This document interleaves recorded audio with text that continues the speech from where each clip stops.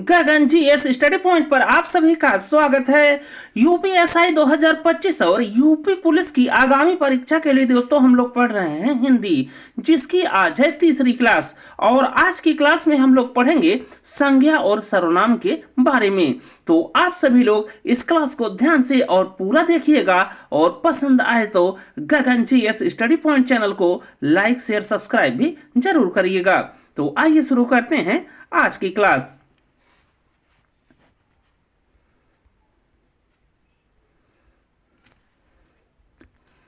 तो आज की क्लास में दोस्तों सबसे पहले आप लोग संज्ञा की परिभाषा ध्यान में रखिएगा। तो किसी व्यक्ति, वस्तु, स्थान, भाव, गुण या अवस्था के नाम को संज्ञा कहते हैं। तो ये बात आप लोग ध्यान में रखिएगा कि किसी व्यक्ति, वस्तु, स्थान, भाव, गुण या अवस्था के नाम को संज्ञा कहते हैं।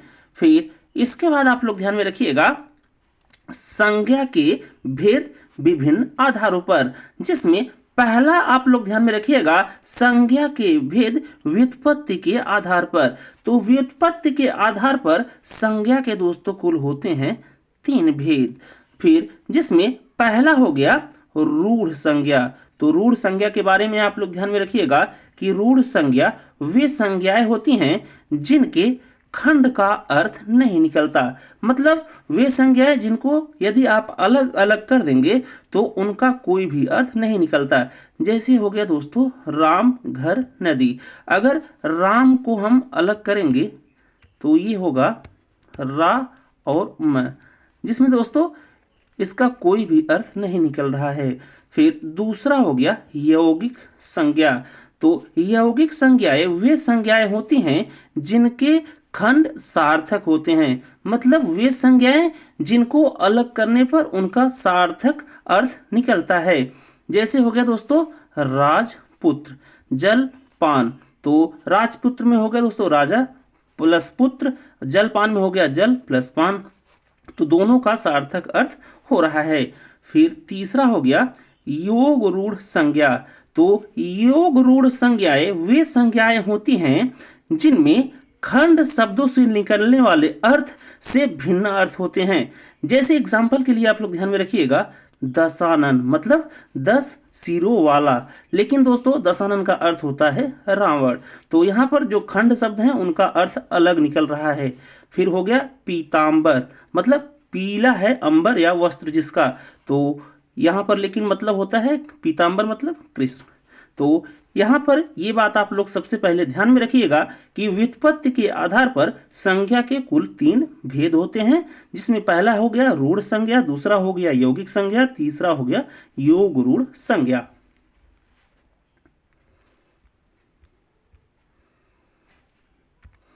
इसके बाद दोस्तों आप लोग ध्यान में रखिएगा संज्ञा का आधुनिक वर्गीकरण कितने प्रकार से किया गया है।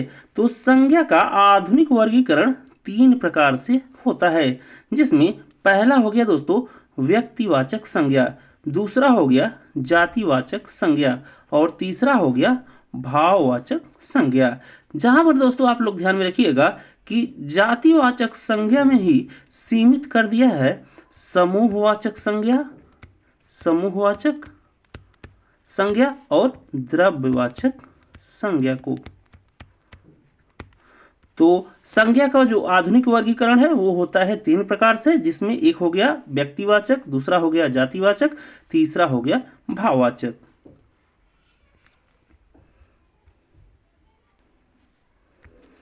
इसके बाद अगला आप लोग ध्यान में रखिएगा अर्थ के आधार पर संज्ञा का वर्गीकरण।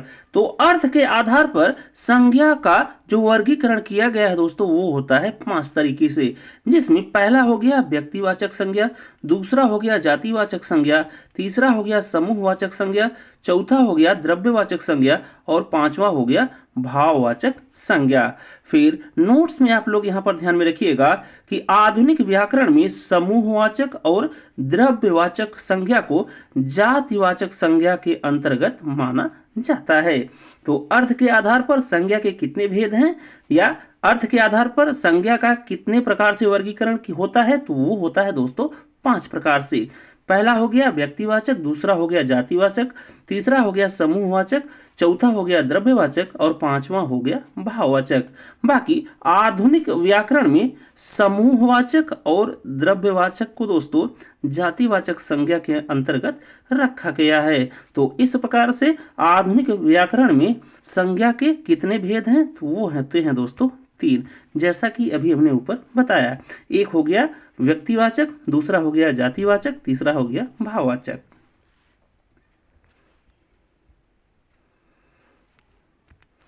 इसके बाद पहला आप लोग देखिए व्यक्तिवाचक संज्ञा।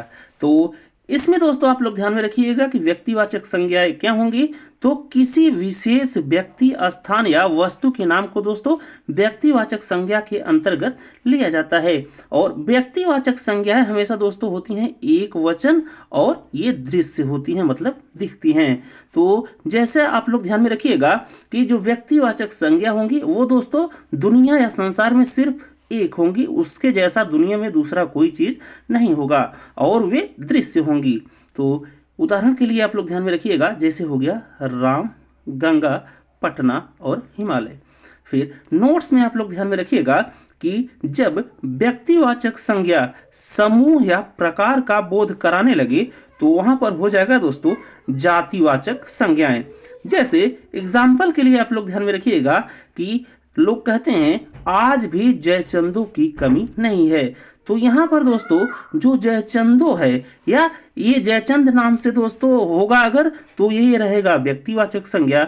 लेकिन जयचंदो मतलब ये दोस्तों जयचंद के तरह का जो व्यक्तित्व है उसके समूह या प्रकार का वर्णन कर रहा है, इसलिए यहाँ पर होगा जातिवाचक संज्ञा। तो ये नोट्स आप लोग ध्यान में रखिएगा व्यक्तिवाचक संज्ञा से कि जब व्यक्तिवाचक संज्ञा समूह या प्रकार का बोध कराने लगे तो वो हो जाती है जातिवाचक संज्ञा।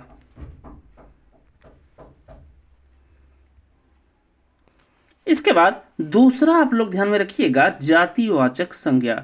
तो जातिवाचक संज्ञा वे संज्ञाएं होती हैं दोस्तों जिससे पूरी जाति का बोध हो, और ये होती हैं दोस्तों बहुवचन और दृश्य। मतलब जातिवाचक संज्ञा में पूरी जाति का बोध होता है, जैसे पुरुष हो गया दोस्तों तो पूरा पुरुष जाति, महिला हो गया तो पूरी महिला जाति। तो यहां से आप लोग ध्यान में रखिएगा कि जातिवाचक संज्ञा में पूरी जाति का बोध होता है और यह बहुवचन और दृश्य दोनों होता है।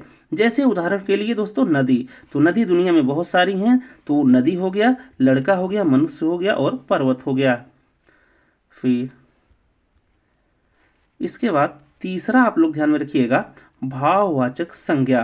तो भाववाचक संज्ञा में दोस्तों आप लोग ध्यान में रखिएगा कि भाव, गुण, दशा या अवस्था का बोध दोस्तों जिन संज्ञाओं से हो उन्हें कहा जाता है भाववाचक संज्ञा। और भाववाचक संज्ञा हमेशा एक वचन और अदृश्य होती हैं। जैसे क्रोध, क्रोध दोस्तों कोई नहीं देख सकता, तो यह एक भाववाचक संज्ञा है, तो यह हमेशा एक वचन में रहेगा। फिर दूसरा हो गया मिठास, फिर सुंदरता, फिर बचपन। फिर नोट्स में दोस्तों आप लोग भाववाचक संज्ञा में ध्यान में रखिएगा कि भाववाचक संज्ञा जब बहुवचन में आए दोस्तों तो वहां पर हो जाता है जातिवाचक संज्ञा।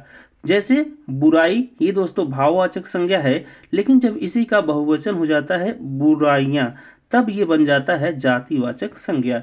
ये बहुत इंपॉर्टेंट है दोस्तों, इसे आप लोग ध्यान में रखिएगा कि जब भाववाचक संज्ञा बहुवचन के रूप में आ जाए तब वह जातिवाचक संज्ञा बन जाती है। इसके बाद चौथा आप लोग ध्यान में रखिएगा समूहवाचक संज्ञा। तो समूहवाचक संज्ञा वे संज्ञाएं होती हैं दोस्तों जिनसे किसी समूह या समुदाय का बोध होता है। जैसे उदाहरण के लिए आप लोग ध्यान में रखिएगा सेना, भीड़, सभा और कक्षा। फिर इसके बाद पांचवा वर्गीकरण है दोस्तों संज्ञा का अर्थ के आधार पर द्रव्यवाचक संज्ञा। और द्रव्यवाचक संज्ञा वे संज्ञाएं होती हैं जिनसे किसी द्रव्य या पदार्थ के नाम का बोध होता है। तो इसके एग्जाम्पल के रूप में आप लोग ध्यान में रखिएगा, जैसे हो गया सोना, पानी, दूध और तेल। और द्रव्यवाचक संज्ञा दोस्तों हमेशा होती हैं एक वचन में, तो ये बात आप लोग ध्यान में रखिएगा।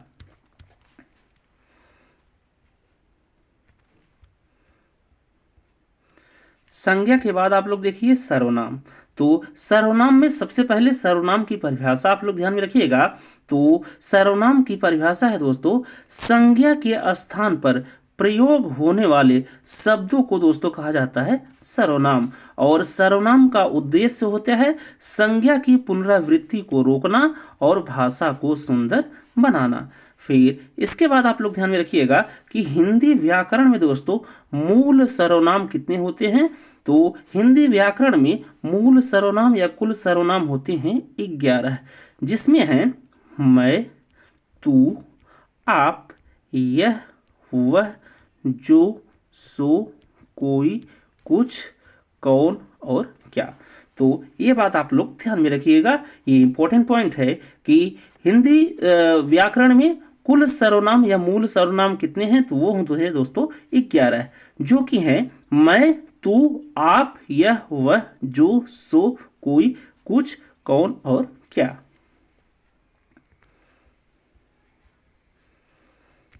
इसके बाद दोस्तों आप लोग ध्यान में रखिएगा सर्वनाम के कुल 6 भेद होते हैं, या सर्वनाम कुल कितने प्रकार का होता है। तो वो होता है 6 प्रकार का, जिसमें पहला हो गया पुरुषवाचक सर्वनाम। और पुरुषवाचक सर्वनाम होते हैं दोस्तों 3 प्रकार से।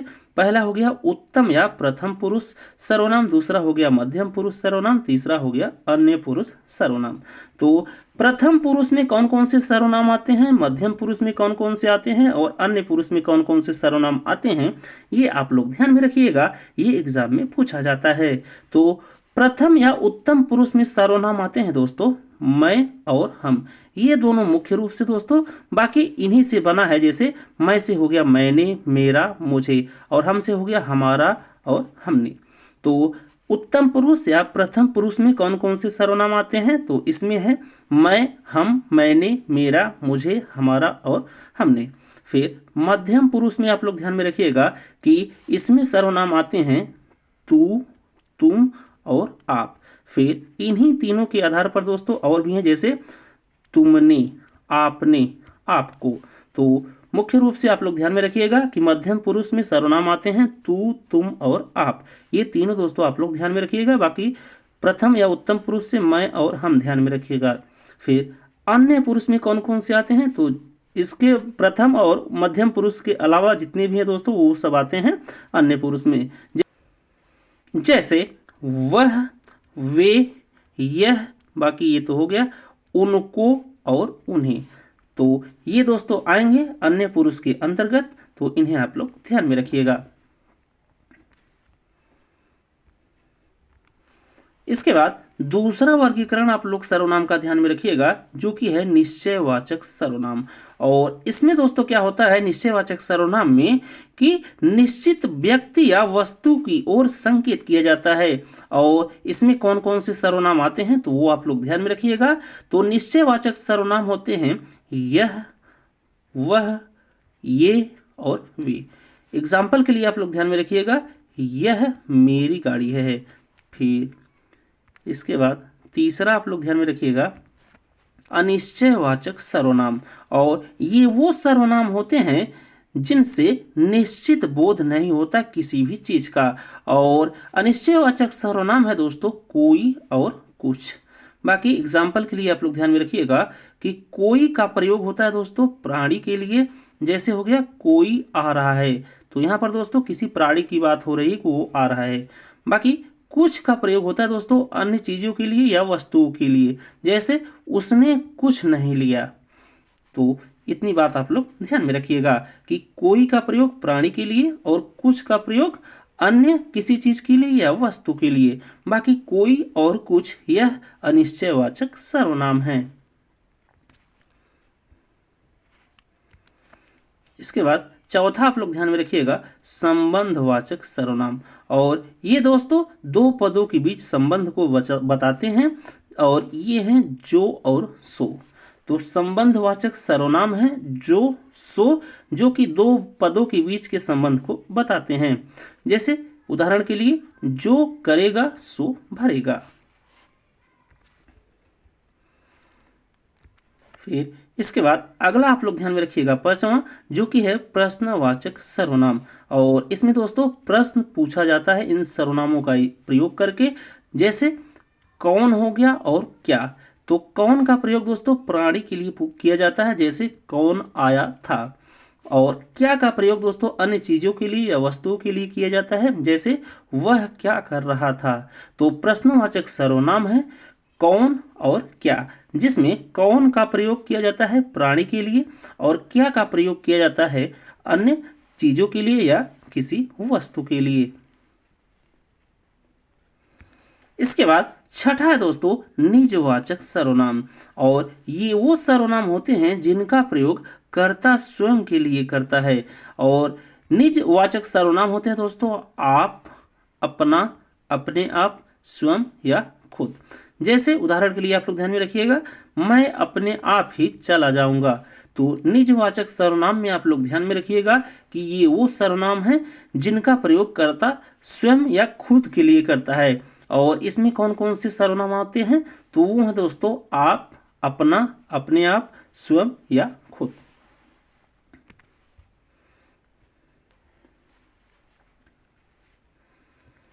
इसके बाद दोस्तों सर्वनाम से कुछ महत्वपूर्ण पॉइंट आप लोग ध्यान में रखिएगा, जो कि एग्जाम में कई बार पूछे गए हैं। तो पहला हो गया सर्वनाम के कितने भेद हैं, तो वो हैं दोस्तों 6। दूसरा हो गया लिंग परिवर्तन नहीं होता दोस्तों सर्वनाम में, जैसे वह गाता है के लिए भी है, वह गाती है के लिए भी है। तो लिंग परिवर्तन नहीं होता सर्वनाम में। फिर तीसरा पॉइंट आप लोग ध्यान में रखिएगा, सर्वनाम में कुल 7 कारक होते हैं, संबोधन कारक सर्वनाम में नहीं होता।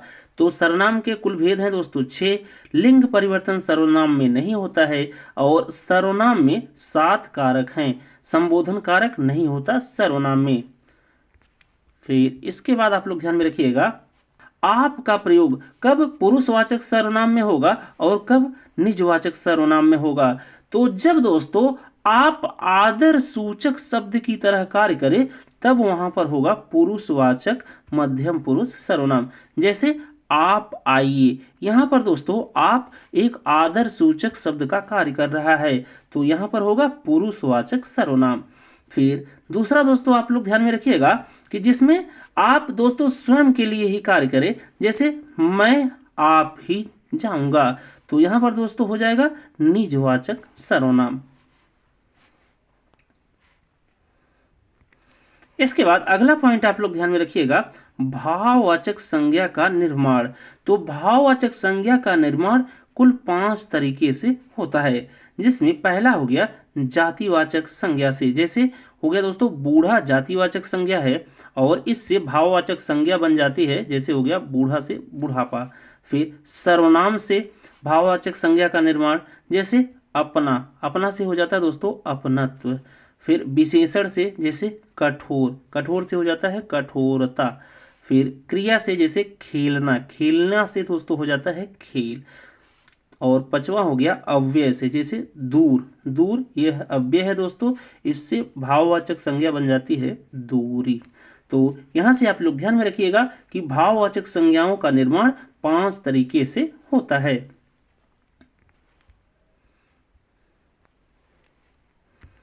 इसके बाद अगला पॉइंट दोस्तों आप लोग ध्यान में रखिएगा, संयुक्त सर्वनाम।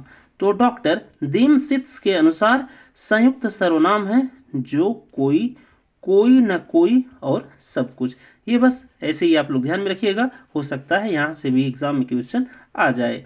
तो संयुक्त सर्वनाम डॉक्टर दीमसित्स के अनुसार है जो कोई, कोई न कोई और सब कुछ। तो बस दोस्तों संज्ञा और सर्वनाम के क्लास में इतनी चीज आप लोग ध्यान में रखिएगा, एग्जाम में एक भी क्वेश्चन आपका इससे बाहर नहीं जाएगा। तो यदि आपको हमारी ये क्लास अच्छी लगी हो तो आप सभी लोग गगन जीएस स्टडी पॉइंट चैनल को लाइक, शेयर, सब्सक्राइब भी जरूर कर दीजिएगा। थैंक यू, मिलते हैं अगली क्लास में।